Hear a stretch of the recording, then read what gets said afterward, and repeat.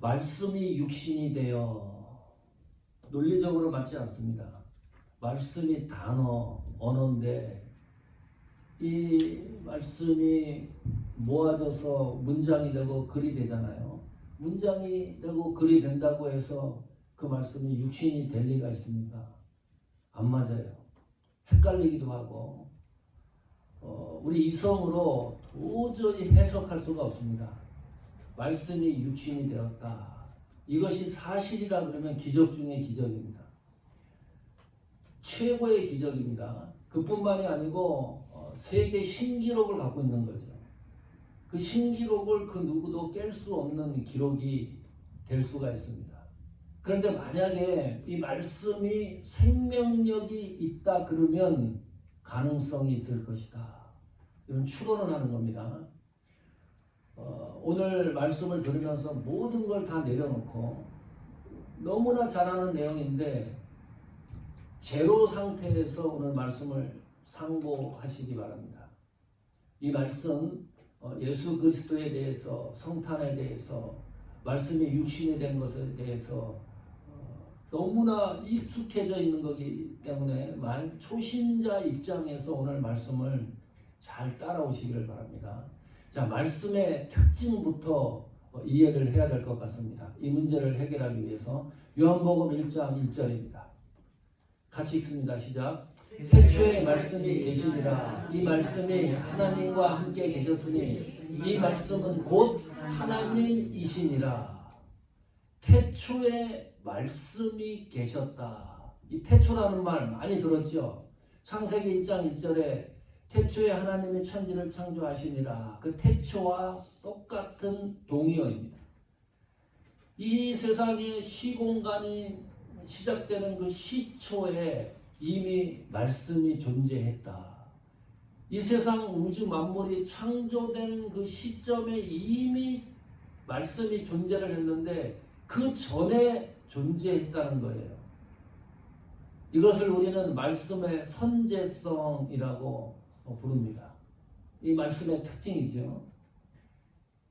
요한복음 1장 1절에 이 말씀이 세 번 반복이 되는데요. 영어 성경 갖고 있는 걸 보면 이 말씀 앞에 정관사 더가 붙어 있습니다. 그 말씀. 다시 말하면 여기서 말하는 이 말씀은 일반적인 단어, 언어, 문장 이런 것이 아니라는 거죠. 우리가 생각하고 있는 그런 단어의 계열이 아니고 유일한 언어, 유일한 단어, 유일한 문장, 유일한 글이라는 뜻입니다. 세상에 단 하나밖에 없는 유일성을 가진 말씀이라는 뜻입니다. 자, 그 말씀이 하나님과 함께 계셨다. 혼돈 속에 빠집니다. 또 희귀한 것은 이 말씀이 곧 하나님이시라. 서두에도 말씀드렸지만 논리적으로 맞나요? 맞지 않습니다.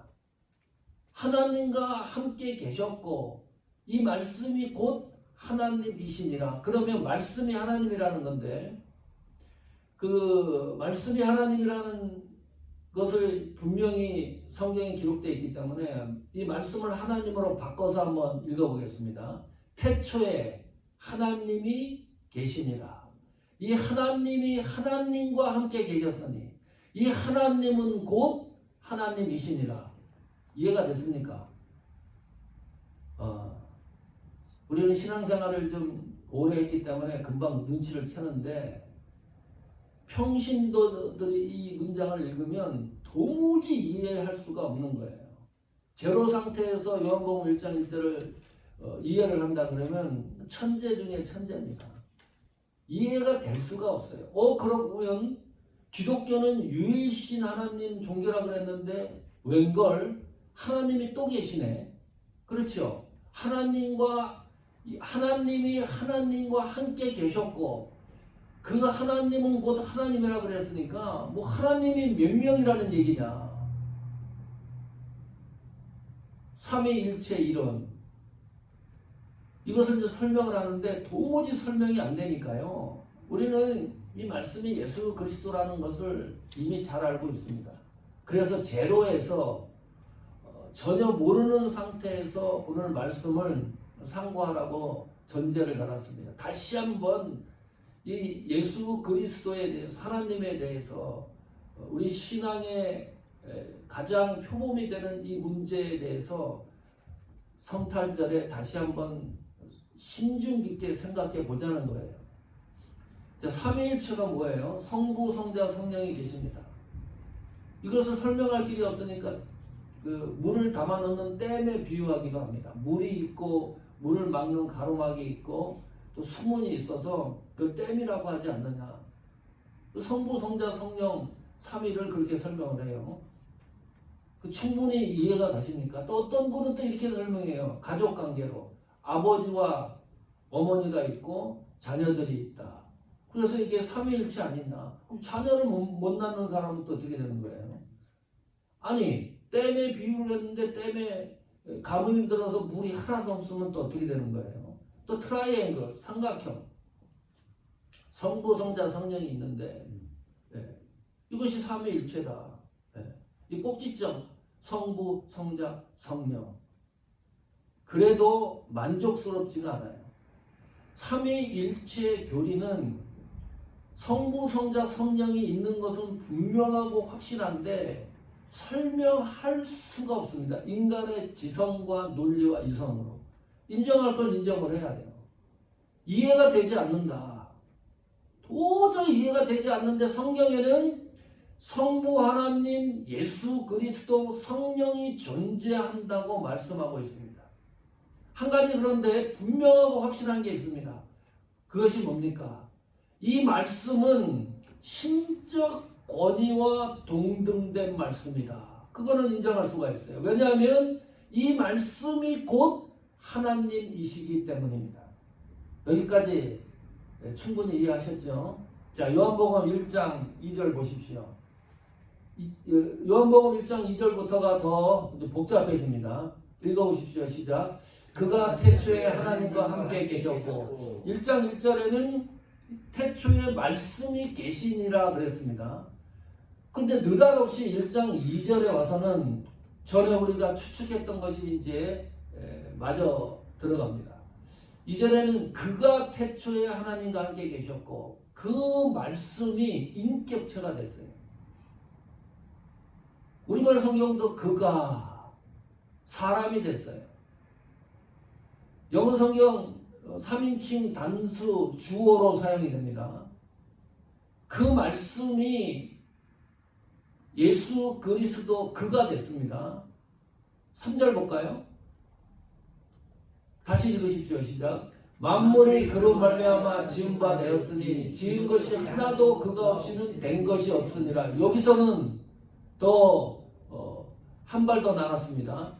그 말씀이 그가 되고 그는 예수 그리스도인데 그 예수 그리스도는 왜 의해서 만물이 그로 말미암아 지은 바 되었고 지은 것이 하나도 예수 그리스도가 없이는 된 것이 없느니라.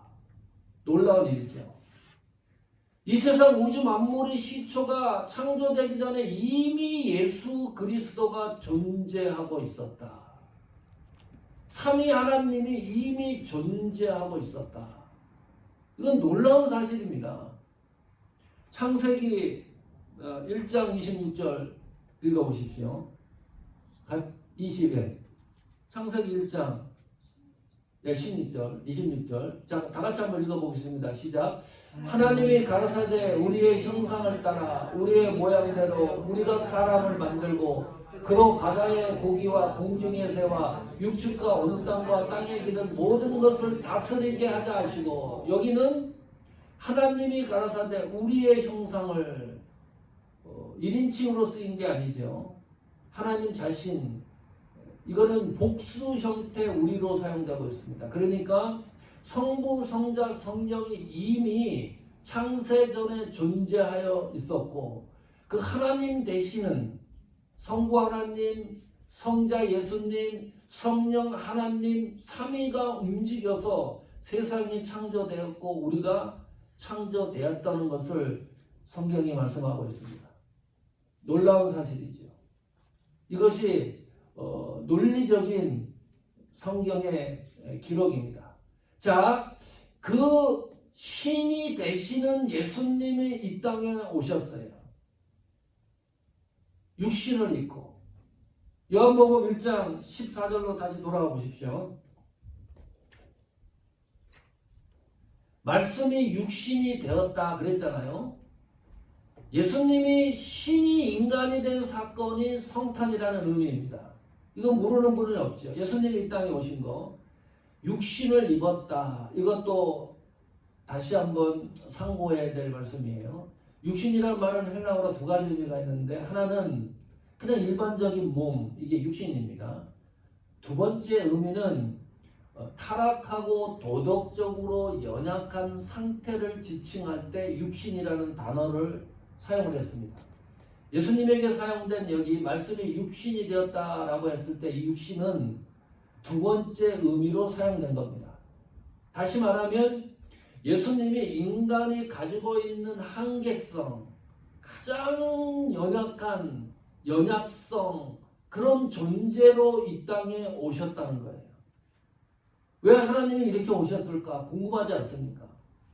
왜 하나님이 슈퍼맨으로 좀 터미네이터 정도 되는 이 놀라운 그런 모습으로 이 땅에 와가지고 악을 저지를 하고 죄를 물리치면 좋은데 왜 이렇게 인간이 가지고 있는 한계성, 연약성을 가지고 이 땅에 오셨을까? 이 문제는 지금도 계속해서 반박이 되는 거예요. 그래서 믿지 못하겠다는 사람들이 있는 거예요. 왜 그럴까요? 신이 어떻게 인간이 될 수가 있느냐? 그러므로 예수 그리스도는 가짜다.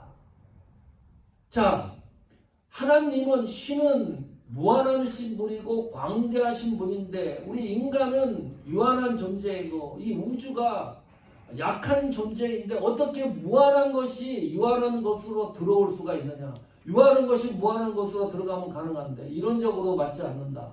그래서 예수 그리스도는 가짜다. 신이 어떻게 이 땅에 오셔가지고 모욕을 당하고 고난을 당하고 환난을 당하고 죽음을 당하냐? 그러므로 예수 그리스도는 가짜다. 이런 논리가 성립이 돼가지고 아직도 이 문제를 때문에 예수 그리스도를 믿는데 심중 깊은 사실을 놓치는 경우가 너무 많습니다. 일반적인 사고로는 충분히 추측할 수가 있는 거죠. 그래서 신앙과 믿음은 하나님 은혜가 없으면 믿어질 수가 없습니다.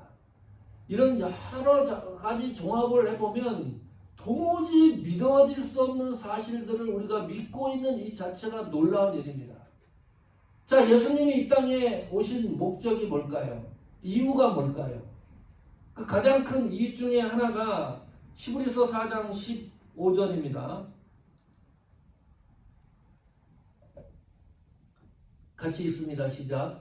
우리에게 있는 대제사장은 우리 연약함을 채울하지 아니하는 자가 아니요 모든 일에 우리와 한결같이 시험을 받는 자로되 죄는 없으시니라.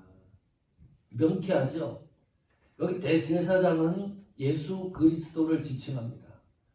그 예수님이 우리 연약함을 채울하지 아니하는 자가 아니요 부정법인데 긍정문입니다. 그 내용이 채울이라는 말 동감하다, 공감하다, 동정하다입니다. 예수님이 인간의 몸을 입고 이 땅에 오셨기 때문에 인간에 대해서 가장 잘 알고 있는 분이시다. 나도 잘 몰라요. 부모도 나를 잘 몰라요. 내 자신이 내 스스로도 잘 몰라요. 자식도 나를 잘 몰라요. 그런데 예수님은 머리털까지 세심바 되었다고 하니까 너무나 세심히 알고 있는 분입니다. 왜 그럴까요? 예수님이 인간의 몸으로 이 땅에 오셔서 한계 상황과 연약성의 최극치를 예수님이 경험했기 때문입니다. 그걸 말씀하는 거예요. 한결같이 시험을 똑같이 우리와 받았기 때문에 우리가 예수님을 신뢰할 수밖에 없는 상황으로 도달하는 거예요. 이게 간격이 하나님과 인간의 간격이 너무 길어지면 하나님은 신이고 우리는 인간의 속성을 갖고 있기 때문에 이게 좁혀질 수가 없잖아요. 근데 이 신이 인간의 속성을 갖고 내려왔기 때문에 우리 믿음이 생성되는 것은 그 예수 그리스도를 신뢰할 수 있는 신적인 존재로 우리가 믿을 수밖에 없는 상황, 논리가 성립되는 거예요. 예수님이 너무 잘 알기 때문에. 그 예수님이 이미 인간의 한계성과 연약성을 경험했던 분이기 때문입니다. 시므서 4장 16절 그래서 이렇게 기록합니다. 읽어보십시오. 시작. 그러므로 우리가 구원하심을 받고 때를 따라 돕는 은혜를 얻기 위하여 은혜의 보좌 앞에 담대히 나갈 것이니라. 이유가 이겁니다. 예수님이 이 땅에 인간의 몸을 입고 오셨기 때문에 우리가 긍휼하심을 받는다. 너무나 우리가 한계성과 연약성을 잘 알고 있는 예수 그리스도로부터 긍휼하심을 받고 너무 약하기 때문에 하나님이 돕는 은혜를 주시기 때문에 그 은혜를 얻어서 은혜의 보좌 앞에 하나님 앞에 담대히 나아갈 수 있는 것, 너무나 신앙의 여정이 합리적이고 논리적입니다. 아주 뚜렷한 거죠. 자, 다시 요한복음 1장 14절로 돌아오십시오. 다시 읽습니다. 이 말씀이 너무나 중요한 메시지이기 때문입니다. 다시 다 같이 읽어보십시오. 시작. 말씀이 육신이 되어 우리 가운데 거하시네. 우리가 그 영광을 보니 아버지의 독생자의 영광이요 은혜와 진리가 충만하더라. 말씀이 육신이 되어 이 과정을 요한복음의 내용을 따라가면서 정리를 했습니다. 그 예수님이 이 땅에 오셨습니다. 여기서 몇 가지 단어가 눈에 띌 거예요. 영광, 은혜, 진리, 충만입니다. 예수님이 이 땅에 오셔서 완성된 작품들입니다. 전에는 이것이 흐릿했다는 거예요. 영광이라는 단어 많이 쓰죠. 제가 기도할 때도 영광, 하나님 앞에 영광 올립시다. 영광이 무슨 뜻이에요? 네? 영광이 우리가 너무나 많이 사용하는 단어들이죠. 한번 대답해 보십시오. 속으로 생각해 보십시오. 영광, 하나님의 영광은 뭐고 우리가 하나님 앞에 영광을 돌립니다 그랬을 때 그 영광은 또 뭐예요? 은혜가 뭡니까? 은혜에 대해서 명쾌하게 개념이 정리되어 있습니까? 진리는 또 뭡니까? 충만은 또 뭐예요? 너무나 많이 사용하는 언어예요. 예수 믿는 성도라면 교회 안에서 밖에서 안에서 수시로 이야기 대화하는 가운데 기도하는 가운데 늘 쓰는 단어들입니다. 영광, 은혜, 진리, 충만. 예수님이 이 땅에 오셔서 이 영광, 은혜, 진리, 충만이라는 단어가 완벽하게 정리가 됐습니다. 정리가 됐기 때문에 우리는 이 단어의 은혜를 받아야 될 충분한 하나님의 자녀들입니다. 요 네 가지 단어의 객관적으로 이 단어의 말씀의 은혜를 정리를 좀 하려고 합니다. 오늘 그 첫 번째 영광입니다. 영광이라고 그랬을 때 기억하십시오. 여기 보니까 우리 가운데 거하시며 우리가 그 영광을 보니 라고 했습니다. 자, 하나님의 영광이라는 뜻은 하나님의 존재하심, 그것이 영광입니다. 하나님의 신성, 그것이 영광입니다. 머릿속에 이것을 꼭 기억해 놓고 계셔야 됩니다. 엉뚱하게 영광이라는 이 단어의 의미를 사용하시면 안 됩니다. 자, 영광은 하나님이 존재하신 것, 그것이 영광입니다. 하나님의 특별한 신성이 영광이라는 뜻입니다. 세 번째, 이 영광이라는 뜻은 하나님만이 가지는 본질적인 속성이 영광입니다. 다시 말하면 영광이라는 이 단어는 하나님만 사용할 수 있는 단어입니다. 우리 일반 성도들, 일반 사람이 사용할 수 없는 단어가 영광이라는 단어입니다. 그 하나님의 영광이 실제적으로 임하는 것, 그것이 임재입니다. 하나님이 가시적으로 임재하시는 거예요. 근데 하나님의 존재가 너무 크고 위대하고 광대하고 빛이 나고 광채가 되기 때문에 하나님의 임재하심을 직접 볼 수가 없어요. 하나님의 영광을 인간이 볼 수가 없어요. 그래서 구약 성경에 보니까 흐릿하지만은 하나님의 영광이, 하나님의 임재가 어떻게 나타나요? 천사를 통해서 나타납니다. 구름 기둥과 불 기둥, 초자연적인 역사를 통해서 하나님이 임재하신다는 사실을 나타냅니다. 어떤 경우는 사람의 모습으로 나타나요. 야곱과 시므라는 사람이 하나님이었죠. 야복강 나루에서. 거기 야고보서는 하나님이라고 말씀을 하는데 분명히 그 야복강 나루에서 씨름했던 분은 사람으로 묘사를 되기 때문에 사람의 모습으로도 나타나고 음성으로도 나타나고 자연현상으로도 나타납니다. 하나님의 영광의 임재를 사람이 볼 수가 없어요. 예수 그리스도가 이 땅에 오심으로 드디어 우리가 하나님의 영광을 눈으로 확인하게 되는 거예요. 여기 보십시오.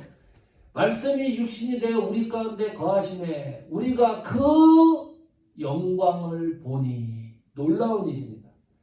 예수님이 이 땅에 오심으로 드디어 우리가 하나님의 영광을 눈으로 직접 보게 되었다. 예수님을 통해서. 예수님을 통하지 않고는 하나님의 영광을 볼 수가 없는데 그 하나님의 영광을 눈으로 확인해 보니까 어떤 영광이에요? 아버지의 독생자의 영광. 그러니까 하나님의 영광은 구성론적인 영광입니다. 예수 그리스도와 아주 밀접한 관계가 있는 영광입니다. 그럼 이렇게 질문합니다. 그럼 우리가 기도하거나 말을 할 때 하나님 앞에 영광을 돌려주시다라고 했을 때 그것은 어떤 의미입니까? 이제 말씀해 보세요. 이 영광의 성경적인 진리를 말씀드렸는데 사실을 우리가 하나님 앞에 영광 돌립시다라고 했을 때 그 영광은 어떤 의미로 사용되는 겁니까? 이런 의미예요.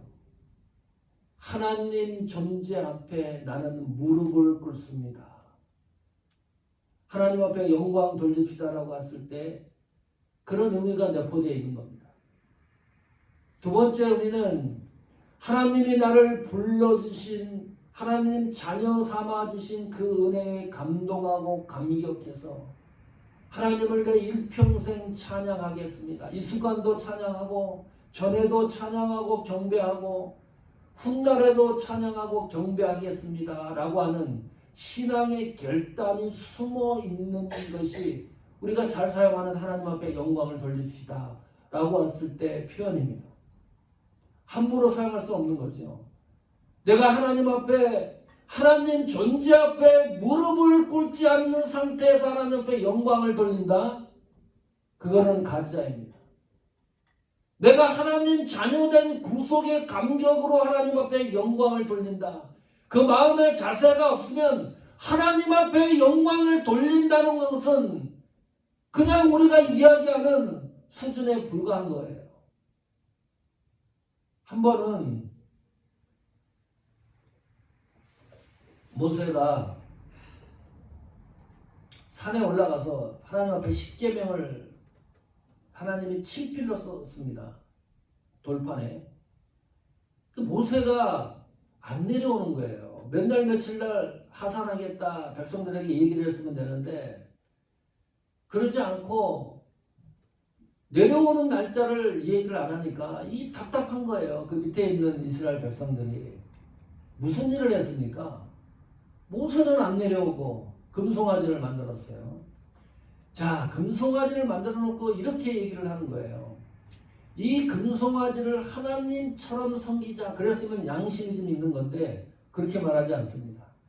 이 금송아지가 하나님이시다. 이렇게 믿어요. 이거 어떻게 생각하세요? 하나님처럼 이 금송아지를 믿자 우리가. 그러면 조그만 공간이라도 있는데 이 금송아지가 하나님이시다. 어떻게 이렇게 믿음을 변질시킵니까? 어떻게 하나님을 이렇게 모독을 합니까? 변질을 시킵니까? 어떻게 이렇게 해서 하나님을 섬긴다고 예배를 변질시킵니까? 모세가 내려오다가 그 광경을 보고 돌판을 깨트려요. 그럴만해요. 도무지 이해를 못하니까. 그때 하나님의 심정을 성경이 이렇게 기록합니다. 출애굽기 23장 32장 10절입니다. 다 같이 읽겠습니다. 시작. 그런즉 나대로 하게 하라. 내가 그들에게 진노하여 그들을 진멸하고 너로 큰 나라가 되게 하리라. 그 문제 앞에 모세가 하나님 앞에 애달게 기도한 거예요. 백성들의 신앙 상태를 보니까 너무나 답답한 거야. 어떻게 이렇게 하나님을 변질해갖고 뒤돌아설 수가 있느냐. 하나님 이 백성을 용서해 주십시오. 얼마나 하나님 앞에 울부짖었겠어요 모세가. 그때 하나님이 이렇게 얘기하는 거예요. 이제 나대로 하게 하라. 내가 기도하는 소리를 난 듣지 않겠다. 내가 그들에게 진노하고 있다. 이 분노하고 있다. 그들을 진멸할 것이다. 정리할 것이다. 무서운 말입니다. 그냥 스쳐가야 될 내용이 아니에요. 너무나 무시무시한 선고를 하나님이 이스라엘 백성들에게 내렸습니다. 이럴 때 어떻게 하실래요? 이 문제를 어떻게 해결해야 됩니까? 이 문제를 어떻게 우리는 수습하고 해결해 나가야 됩니까? 출애굽기 33장 18절 보십시오. 읽어보십시오. 시작. 모세가 가로되 원컨대 주의 영광을 내게 보이소서. 여기 영광이라는 말은 히브리어로 번역이 됐는데 더 의미 있는 것은 구속, 구원이라고 번역되는 것이 더 의미가 있습니다. 다시 말하면 주의 구원을 내게 보이소서. 주의 구속을 보이소서. 하나님 나를 우리 백성을 긍휼히 여겨 주시옵소서. 기억하십시오. 올 한 해가 혹은 인생을 살아오면서 금송아지를 만들 정도로 하나님을 섬기는 자세로 하나님과 멀어진 성도들도 있습니다. 가까워져야 되는데 점점점 멀어지는 거예요. 나는 제대로 살아가고 싶은데 너무 힘겹고 어려운 일을 겪은 성도들도 있습니다. 잘된 성도도 있지만 여러 가지 우환과 고난과 고통 가운데 정말 하나님이 계신가 너무너무 힘들어하는 성도들도 있습니다. 금송아지를 만들어 놓고 하나님과 점점 멀어져가는 성도들도 있습니다. 하나님과 멀어져가는 것을 다시 되돌리는 방법은 주의 영광을 내게 보이소서라는 기도입니다. 이 기도가 우리를 재생시키는 힘이고 위로입니다. 하나님의 영광이 내게 보여야 돼요. 하나님의 임재가 내 생활 속에 들어와 있어야 돼요. 하나님의 존재하심이 내 사역 속에 들어와 있어야 돼요. 하나님의 역사하는 사실이 내 삶 속에 깊숙하게 개입되어 있어야 돼요. 그래서 모세가 이런 기도하는 거예요. 하나님 진노로 멸절하겠다고 하는데 하나님 제발 하나님의 임재하심이 다시 한번 우리 생활 속에 일어나게 하여 주시옵소서. 이것이 신앙의 힘이고 위로고 능력입니다. 회복의 역사입니다. 주의 영광이 이렇게 우리 신앙생활 속에 중요한 표대입니다. 로마서 11장 36절 보십시오. 이거 같이 읽습니다. 시작. 이는 만물이 주에게서 나오고 주로 말미암고 주에게로 돌아가느라 영광이 그에게 세세히 있으리로다. 아멘. 영광이라는 단어가 너무 많이 나와요. 성경을 막 이렇게 대량 성경책을 펼쳐봐도 이 영광이라는 단어가 이렇게 많이 나온다니까요. 만물이 주에게서 나왔다. 이 만물 안에는 천지창조, 우주세계 다 포함되는 거죠. 보이는 세계, 보이지 않는 세계가 다 포함되어 있습니다. 내 이름도 그 안에 들어가 있습니다. 백승철은 이 말씀이 얼마나 여러분에게 감동이 되는지를 여러분 이름을 넣어가지고 읽어보십시오. 백승철은 주에게서 나오고 주로 말미암고 주에게로 돌아가미라. 이 삶 자체가 내가 이 세상 태어나서 죽는 순간 그 순간까지 하나님에게서 백승철은 나오고 하나님에 의해서 주로 말미암고 살아가고 그리고 다시 하나님에게로 돌아갑니다.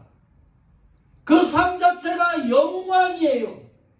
왜요? 하나님이 나에게 임재하기 때문입니다. 하나님의 존재하심의 삶을 살아나가기 때문입니다. 그래서 그 영광이 그에게 세세히 있으리로다. 도무지 이해를 못하니까 예수님이 인간의 몸을 입고 이 땅에 오셨어요. 그 하나님의 영광을 누릴 수 있도록 예수님이 이 땅에 오셨어요. 우리의 지식으로 설명될 수 없는 것들입니다. 합리적으로 설명될 수 없는 것들입니다. 성도는 하나님의 영광을 위해서 존재하는 사람들입니다. 이 사실에 은혜가 되기를 축복합니다. 고린도전서 10장 31절입니다. 다 같이 읽습니다. 시작. 그런즉 너희가 먹고 마시든지 무엇을 하든지 다 하나님의 영광을 위하여 하라. 여기도 보니까 영광을 위해서 하라. 그러므로 최종 결론입니다. 내가 먹든지 마시든지 무엇을 하든지 다 하나님의 영광을 위해서 해라. 하나님이 존재한다는 이 사실을 잊지 말고 하나님이 나에게 실제한다는 사실을 잊지 말라. 성도가 이 세상을 살아가는 목적이기도 합니다. 성도 여러분, 이것이 변하지 않는 우리 신앙의 여정이 되기를 축복합니다. 여러분 남은 생애가 하나님 영광을 위하는 삶이 되기를 축복합니다. 다시 한번 부족하고 연약하고 하나님과 멀어졌다 그러면 하나님 영광으로 돌아가게 해달라고 다시 회복되는 은혜도 우리 신앙생활 속에 역사되기를 축원합니다. 하나님의 영광을 위하여. 이것이 교회적인 목적과 우리의 삶입니다. 변하고 흔들리지 않는 은혜가 나타나기를 축복합니다.